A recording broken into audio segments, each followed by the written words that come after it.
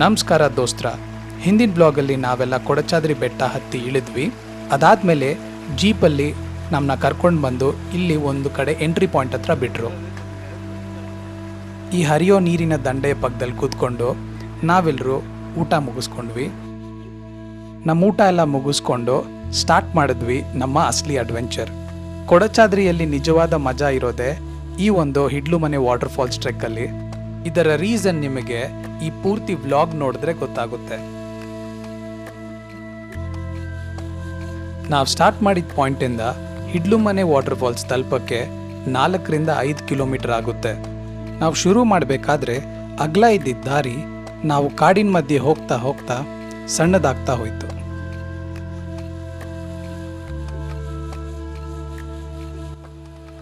ಕಾಡಿನ ಮಧ್ಯೆಯಿಂದ ಹೊರಗೆ ಬರ್ತಿರ್ಬೇಕಾದ್ರೆ ಹನಿ ಹನಿಯಾಗಿ ಮಳೆ ಉದ್ರಕ್ಕೆ ಸ್ಟಾರ್ಟ್ ಆಯಿತು. ಎಲ್ಲರೂ ಅವರವರ ರೈನ್ ಕೋಟ್ಸ್ನ ಹಾಕ್ಕೊಂಡು ಫಾರೆಸ್ಟ್ ಆಫೀಸ್ ಕಡೆ ನಡೀತಾ ಹೋದ್ವಿ. ಈ ಮಳೆಯಲ್ಲಿ ರೈನ್ ಕೋಟ್ ಹಾಕ್ಕೊಂಡು ಟ್ರೆಕ್ ಮಾಡ್ಕೊಂಡು ಹೋಗ್ತಾ ಇದ್ದಿದ್ದ ಒಂದು ಅನುಭವದ ಖುಷಿನೇ ಬೇರೆ ಥರನೇ ಇತ್ತು ನನಗೆ.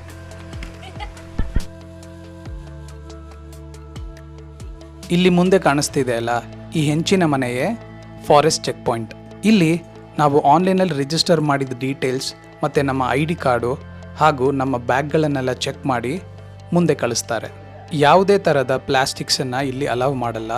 ಸೊ ಯಾವುದಾದ್ರೂ ಪ್ಲಾಸ್ಟಿಕ್ಸ್ಗಳನ್ನು ತಂದಿದ್ರೆ ನಾವು ಇಲ್ಲೇ ಬಿಟ್ಬಿಟ್ಟು ಹೋಗಬೇಕಾಗುತ್ತೆ. ನಾವೇನಾದರೂ ಆನ್ಲೈನಲ್ಲಿ ಟಿಕೆಟ್ ತೊಗೊಳ್ದೆ ಡೈರೆಕ್ಟಾಗಿ ಇಲ್ಲಿಗೆ ಬಂದರೆ ನಮಗೆ ಎಂಟ್ರಿ ಸಿಗೋದಿಲ್ಲ. ನಮ್ಮ ಚೆಕಿಂಗ್ ಎಲ್ಲ ಮುಗಿಸ್ಕೊಂಡು ಈ ತೋಟದ ದಾರಿಯಿಂದ ಫಾಲ್ಸ್ ಕಡೆಗೆ ಹೊರಟ್ವಿ.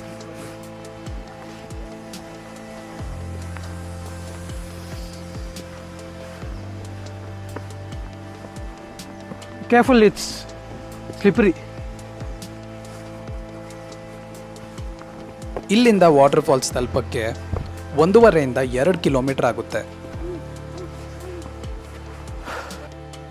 ಈ ಟೈಮ್ಗೆ ನಮ್ಮ ಮೇಲೆ ಮಳೆ ಹನಿ ಉದುರೋದು ನಿಂತು ಸೂರ್ಯನ ಕಿರಣಗಳು ಬೀಳಕ್ಕೆ ಸ್ಟಾರ್ಟ್ ಆದವು.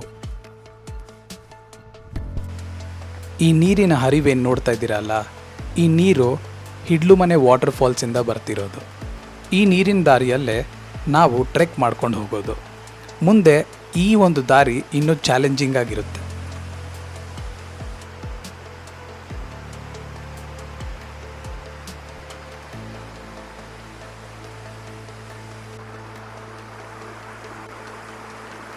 ಗೈಸ್, ನಾನು ಹೇಳಿದ್ನಲ್ಲ ಮುಂದೆ ಹೋಗ್ತಾ ಹೋಗ್ತಾ ಈ ಒಂದು ಟ್ರೆಕ್ಕು ಇನ್ನೂ ಡಿಫಿಕಲ್ಟಿ ಆಗಿರುತ್ತೆ ಅಂತ ಹೇಳಿ. ಸೊ ಇದೇ ನೋಡಿ ನಮ್ಮ first level of difficulty. So ಇಲ್ಲಿ ಮುಂದೆ ನಮಗೆಲ್ಲ ಬರೀ ಕಲ್ಲುಗಳೇ ಕಾಣಿಸ್ತಿದೆ. ಸೊ ಒಂದೊಂದು ಕಡೆನೂ ಹೆಜ್ಜೆ ಇಡಬೇಕಾದ್ರೆ ನಾವು ಹುಷಾರಾಗಿ ಇಡಬೇಕಾಗುತ್ತೆ. ಏನಾದರೂ ಪಾಚಿ ಇರೋ ಕಲ್ಲುಗಳ ಮೇಲೆ ನಾವು ಕಾಲಿಟ್ಟರೆ ಸ್ಲಿಪ್ಪಾಗಿ ಬೀಳೋ ಚಾನ್ಸಸ್ ಜಾಸ್ತಿ ಇರುತ್ತೆ. ನೀವೇನಾದರೂ ಈ ಜಾಗಕ್ಕೆ ಪ್ಲ್ಯಾನ್ ಮಾಡಿ ಬರೋ ಥರ ಇದ್ದರೆ ಒಳ್ಳೆ ಗ್ರಿಪ್ ಇರೋ ಶೂಸ್ಗಳನ್ನ ಹಾಕ್ಕೊಂಡು ಬನ್ನಿ. ಹೀಗೆ ನಾವೆಲ್ಲರೂ ಒಂದೊಂದು ಹೆಜ್ಜೆನೂ ಹುಷಾರಾಗಿಡ್ತಾ ಮುಂದೆ ಹೊರಟಿದ್ವಿ. ಈ ಟ್ರೆಕ್ ಎಷ್ಟು ಚಾಲೆಂಜಿಂಗ್ ಆಗಿತ್ತೋ ಅಷ್ಟೇ ಸುಂದರವಾಗಿ ಕೂಡ ಇತ್ತು.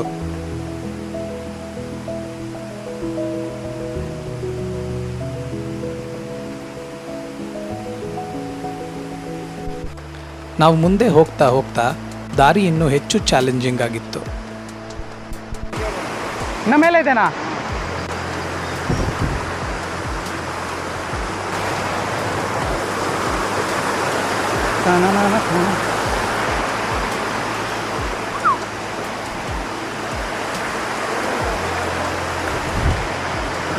ಆ ಕಡೆಯಿಂದ ಎಲ್ಲಿಗೆ ಹೋಗ್ತಿದ್ರಿ? ಈ ಕಡೆಯಿಂದ ಬನ್ನಿ, ಹಿಂಗೆ ಬನ್ನಿ.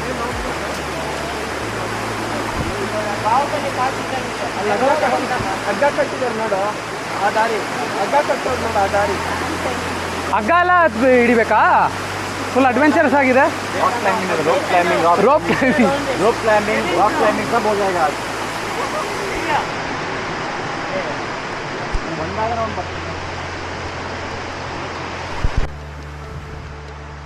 ನಮ್ಮ ಗ್ರೂಪಲ್ಲಿ ನಾವೆಲ್ಲರೂ ಒಬ್ರಿಗೊಬ್ರು ಸಪೋರ್ಟ್ ಮಾಡ್ತಾ ಮೇಲೆ ಹತ್ತಾ ಹೋದ್ವಿ.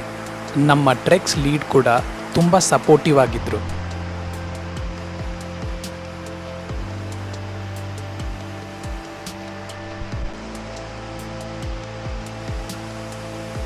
ಕೊಡಚಾದ್ರಿಯ ಈ ಹಿಡ್ಲುಮನೆ ವಾಟರ್ ಫಾಲ್ಸ್ ನಮ್ಮ ಎಲ್ಲ ಫಿಸಿಕಲ್ ಎಬಿಲಿಟೀಸನ್ನು ಟೆಸ್ಟ್ ಮಾಡ್ತಾ ಇತ್ತು.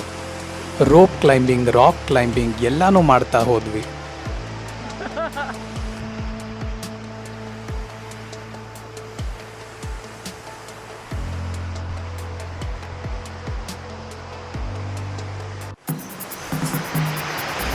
ரோப்பை டைட்டாக பிடிச்சிக்குங்க.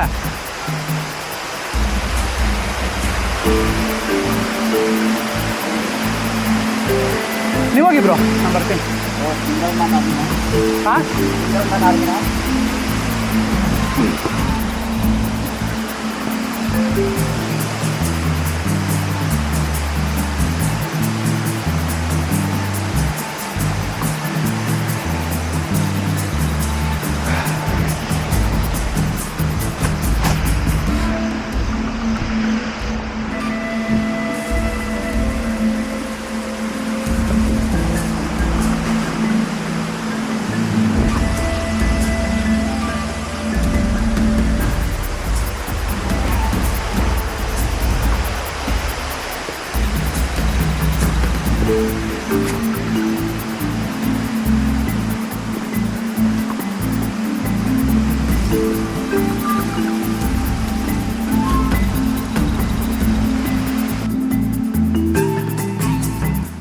ಈ ಟ್ರೆಕ್ಕು ಎಷ್ಟು ಅಡ್ವೆಂಚರಸ್ ಆಗಿತ್ತೋ ಅಷ್ಟೇ ಡೇಂಜರಸ್ ಆಗಿ ಕೂಡ ಇತ್ತು.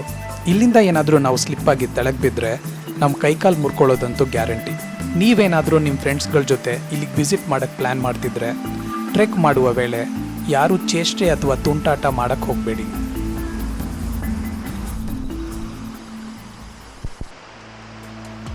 ಗೈಸ್, ಅದು ಅಲ್ಲಿ ಕಾಣಿಸ್ತಾ ಇದೆ ಅಲ್ಲ, ಅದೇ ಹಿಡ್ಲು ಮನೆ ವಾಟರ್ ಫಾಲ್ಸ್. ನಮ್ಮೆಲ್ರಿಗೂ ಇದೊಂದು ಒಳ್ಳೆ ಗೂಸ್ ಬಂಪ್ಸ್ ಮೂಮೆಂಟ್ ಆಗಿತ್ತು. ನಿಜ ಹೇಳಬೇಕಂದ್ರೆ ನನ್ನ ಲೈಫ್ ಟೈಮಲ್ಲೇ ನಾನು ಈ ಥರ ಒಂದು ಎಕ್ಸ್ಪೀರಿಯನ್ಸ್ ಮಾಡಿರಲಿಲ್ಲ.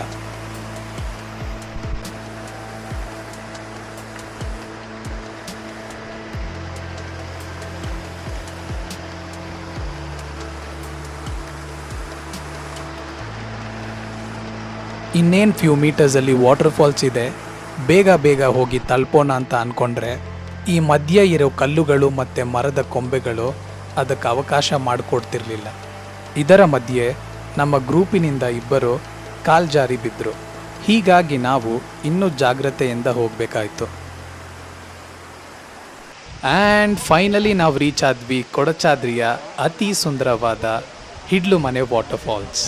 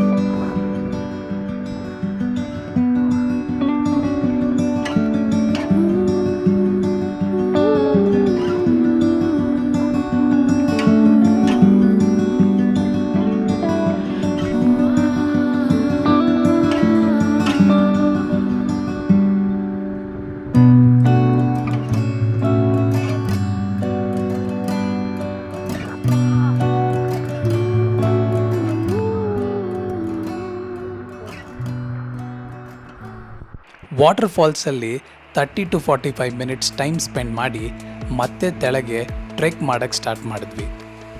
ಇಲ್ಲಿ ಕಳೆದ ಆ 45 ನಿಮಿಷದ ಟೈಮು ನಮಗೆ ಬರೀ 4 ಸೆಕೆಂಡಿನ ಕನಸಿನ ಥರ ಇತ್ತು. ಸೊ ಗೈಸ್, ಈ ಕೊಡಚಾದ್ರಿ ಟ್ರೆಕ್ಕಿನ ಆನ್ಲೈನ್ ಬುಕ್ಕಿಂಗ್ ಡೀಟೇಲ್ಸಿಂದ ಹಿಡಿದು ಹಳ್ಳಿ ಮನೆ ಸ್ಟೇ ತನಕ ಎಲ್ಲ ಡೀಟೇಲ್ಸ್ನ ನಾನು ಡಿಸ್ಕ್ರಿಪ್ಷನಲ್ಲಿ ಕೊಟ್ಟಿರ್ತೀನಿ, ದಯವಿಟ್ಟು ಚೆಕ್ ಮಾಡ್ಕೊಳ್ಳಿ. ಮತ್ತು ನಿಮಗೆ ಈ ವ್ಲಾಗು ಹೇಗೆ ಅನ್ನಿಸ್ತಂತ ಕಮೆಂಟ್ಸಲ್ಲಿ ತಿಳಿಸಿ. ಇಷ್ಟ ಆಗಿದ್ರೆ ನಿಮ್ಮ ಫ್ರೆಂಡ್ಸ್ ಜೊತೆ ಶೇರ್ ಮಾಡಿ. ಮೇಲೆ ಟ್ರೆಕ್ ಮಾಡ್ಕೊಂಡು ಹೋಗಬೇಕಾದ್ರೆ ಕಷ್ಟವಾಗಿತ್ತಂತ ಅಂದ್ಕೊಂಡ್ರೆ ತೆಳಗಿಳಿಬೇಕಾದ್ರೆ ಕೂಡ ತುಂಬ ಕಷ್ಟವಾಗಿತ್ತು. ಒಳ್ಳೆ ಸದ್ಯ ನಾವು ಹಿಡ್ಲುಮನೆ ವಾಟರ್ ಫಾಲ್ಸಿಂದ ಕೊಡಚಾದ್ರಿ ಪೀಕ್ ಹತ್ತಕ್ಕೆ ಹೋಗಲಿಲ್ಲ. ಕೊಡಚಾದ್ರಿಯ ತುದಿಯನ್ನು ನಾವು ಆಲ್ಮೋಸ್ಟ್ ಜೀಪಲ್ಲೇ ಹತ್ಬಿಟ್ವಿ. ಆ ಕೊನೆಯ 2-3 ಕಿಲೋಮೀಟ್ರ್ ಏನಿದೆ ಅದನ್ನು ಮಾತ್ರ ನಾವು ಟ್ರೆಕ್ ಮಾಡಿದ್ವಿ.